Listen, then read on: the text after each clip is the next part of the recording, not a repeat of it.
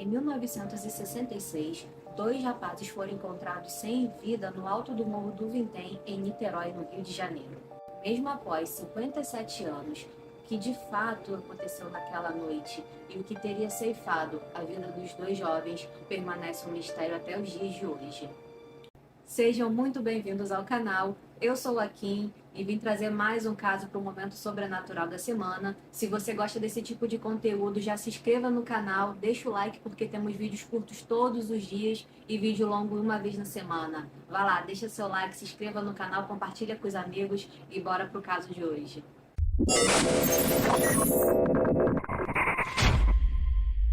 No dia 17 de agosto de 1966, os técnicos em eletrônica Miguel José Viana, de 34 anos, e Manuel Pereira da Cruz, de 32 anos, moradores da cidade de Campos dos Goytacazes, no estado do Rio de Janeiro, embarcaram em ônibus até a cidade de Niterói em uma viagem sem volta. Miguel e Manuel eram especialistas em instalação de transmissores e repetidores de sinal de televisão. Eles trabalhavam juntos em uma oficina.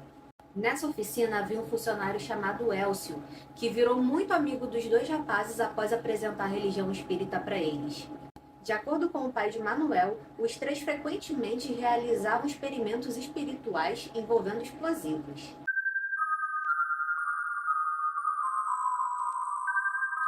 No fatídico dia 17 de agosto de 1966, os dois informaram às suas famílias que fariam uma viagem até São Paulo para comprar equipamentos eletrônicos para a oficina e que também comprariam um carro.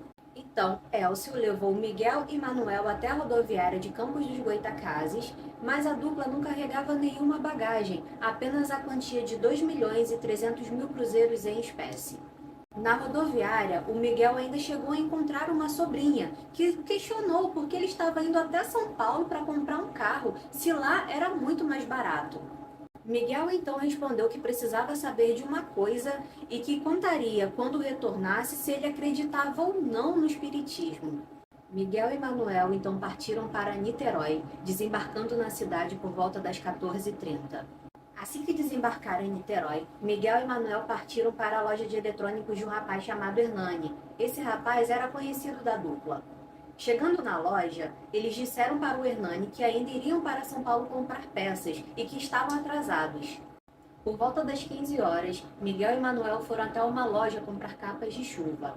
A atendente informou que eles saíram da loja sem vestir a capa, o que causou estranheza porque estava chovendo muito em Niterói naquele dia. Às 16 horas, eles entram em um bar próximo à subida do Morro do Vintém, na rua Marquês de Paraná. Lá, eles pediram uma garrafa de água magnesiana e solicitaram um vale-casco. A água magnesiana é uma água que possui o magnésio na sua composição, e isso faz com que ela tenha uma quantidade boa de nutrientes para o organismo. Em depoimento, a atendente do bar disse à polícia que Miguel estava muito nervoso e que não parava de olhar o relógio. Esta seria a última vez que Miguel e Manuel seriam vistos com vida.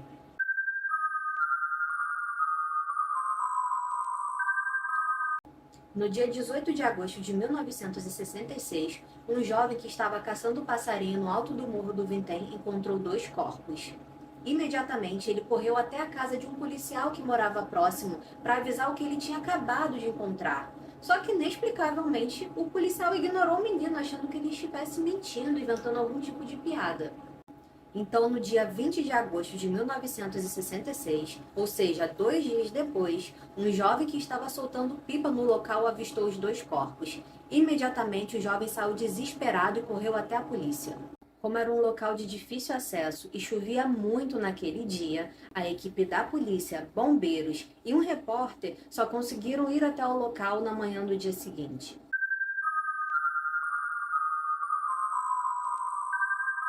Dia 21 de agosto de 1966. A cena encontrada foi aterrorizante. Os corpos estavam deitados de costas e vestiam sobretudo preto, e em seus rostos havia uma misteriosa máscara feita de chumbo. Esse tipo de máscara é utilizado para proteção contra radiação, porém não foi detectado qualquer material radioativo durante a investigação. Nos corpos não haviam nenhum tipo de ferimento por arma de fogo, objeto cortante e nem sinais de luta. Os corpos estavam sob um tipo de cama feita de folhas de pindoba, que é uma espécie de palmeira conhecida por ser bem resistente e difícil de cortar. Porém, no local do crime, a polícia não encontrou nenhum tipo de objeto cortante. Ao lado dos corpos, haviam duas toalhas com as iniciais AMS bordadas e a garrafa de água magnesiana que eles haviam comprado. O curioso é que essas iniciais não pertenciam a nenhum familiar das vítimas. Outro fato curioso é que os corpos já estavam em avançado estado de decomposição e não haviam sido atacados por nenhum tipo de animal, como urubus, por exemplo. Nos bolsos das vítimas haviam 3 bilhetes. Um era o vale-casco da água que eles haviam comprado no bar.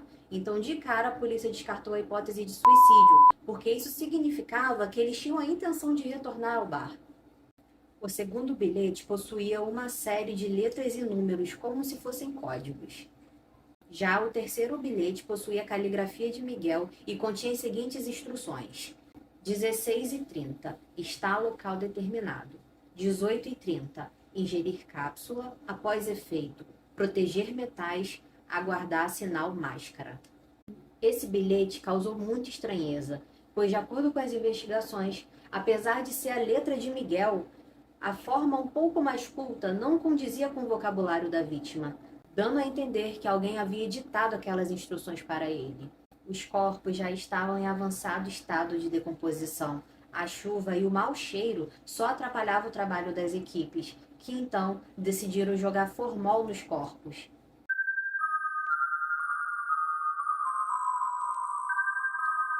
Os corpos de Miguel e Manuel foram levados para o Instituto Médico Legal de Niterói. No IML, encontraram escondidos nas calças das vítimas uma pequena quantia em dinheiro, só que essa quantia não condizia com o valor que eles haviam levado para a viagem. A autópsia dos corpos foi feita de forma negligente. Não preservaram as vísceras das vítimas para a realização do exame toxicológico, então essas vísceras apodreceram e a equipe do IML jogou fora. As vísceras eram a parte mais importante da investigação, por conta da tal cápsula que o bilhete mencionava. Então, após 2 meses, o laudo da autópsia e os atestados de óbito indicavam a causa da morte como indeterminada em virtude do avançado estado de decomposição. Um detalhe importante é que o médico legista do IML se negou a assinar os laudos e nunca revelou o motivo.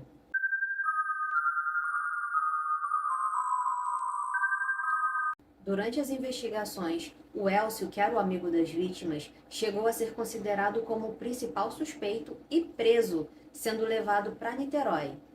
Porém, logo liberaram porque não conseguiram provar o envolvimento do Elcio nas mortes do Miguel e do Manuel.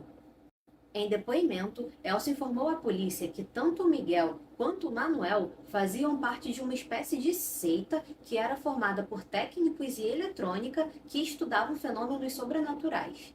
De acordo com Erval Viana, irmão de Miguel, aquelas máscaras de chumbo haviam sido confeccionadas na oficina deles, assim como os bilhetes que haviam sido escritos em uma espécie de talão de solicitação de serviços.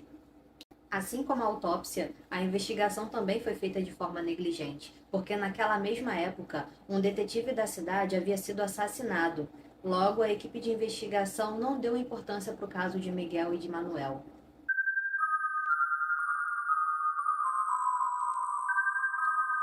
Uma testemunha chamada Gracinda Barbosa Coutinho de Souza e seus 3 filhos relataram à polícia terem visto um objeto voador não identificado com luzes azul e laranja no alto do Morro do Vintém no momento aproximado da morte de Miguel e Manuel. Inclusive, uma das crianças desenhou o que haviam visto naquele dia. Moradores da região, então, passaram a relatar que haviam visto luzes brilhantes no céu no alto do morro naquela mesma noite. Na oficina de Miguel e Manuel, em Campos dos Goytacazes, encontraram um livro chamado A Vida no Planeta Marte, com várias anotações. Logo, os boatos de que Miguel e Manuel haviam sido mortos por extraterrestres ganhou cada vez mais força na mídia, o que atraiu ufólogos de diversos países.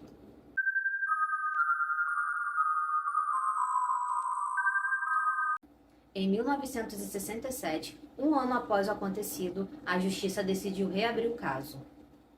Então, uma nova investigação da Delegacia de Homicídios, comandada pelo detetive Saulo Soares de Souza, deu início. Ao exumar os corpos de Miguel e Manuel, os cadáveres estavam mumificados. Tudo isso por conta daquele excesso de formol que a equipe de resgate colocou nos corpos naquele dia, lá no local do crime. Ao refazer os passos de Miguel e Manuel, o detetive Saulo percebeu que havia uma lacuna de tempo não preenchida, o que dava a entender que eles haviam passado em algum lugar antes de subirem para o Morro do Vintém. O detetive Saulo, então, desconfiava que a dupla havia ido até um centro espírita que ficava a caminho do Morro do Vintém e que de lá foram levados por alguém para participar de alguma experiência, já que eles não conheciam o local. Ao refazer a investigação, o detetive Saulo descobriu que por volta das 16h30 do dia 17 de agosto de 1966, Miguel e Manuel foram vistos descendo de um jipe próximo à subida do Morro do Vintém. Esse veículo estava sendo dirigido por um homem loiro, fato que não foi investigado no ano anterior. Ainda de acordo com o detetive Saulo, quando as investigações estavam se aprofundando, o promotor do caso na época foi deslocado para outra jurisdição e a justiça pediu o arquivamento do inquérito, que ainda estava em fase policial.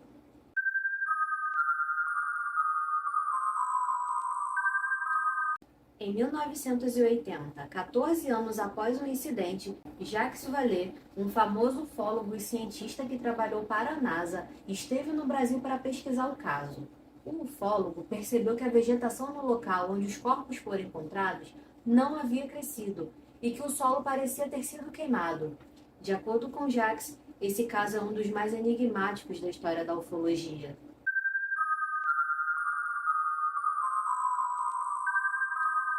Um fato curioso é que em 1962 aconteceu um caso similar em Niterói também, só que no Morro do Cruzeiro.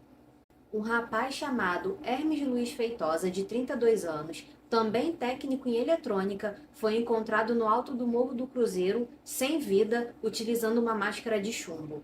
E a causa da morte também foi dada como indeterminada.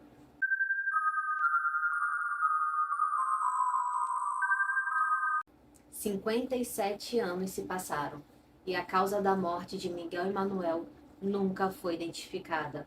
O que de fato aconteceu naquela noite, ninguém sabe.